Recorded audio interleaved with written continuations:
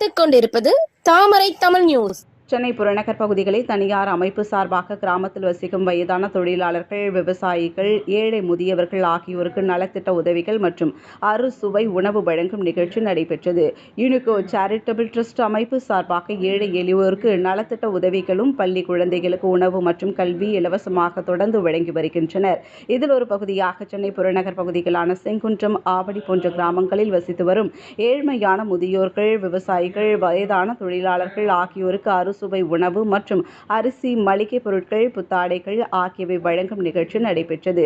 இதில் பயன்பெற்ற ஏழை எளியவர்கள் மற்றும் குழந்தைகள் அந்நிறுவனத்திற்கு மனமார்ந்த நன்றியினை தெரிவித்துக் கொண்டனர். இதேபோன்று ஏழை குழந்தைகளை தத்தெடுத்து கல்வியும் நல்ல உணவும் தொடர்ச்சியாக இவ்வமைப்பு செயல்பட்டு வருகிறது. மேலும் திருநங்கைகள், சாலையோரத்தில் வசிப்பவர்கள், உடல் ஊனமுற்றோர்கள், மனநிலை பாதிக்கப்பட்டவர்கள் ஆகியோர்களுக்கும் தொடர்ந்து பல்வேறு நலத்திட்ட உதவிகளை இந்நிறுவனம் செய்து வருவது குறிப்பிடத்தக்கது.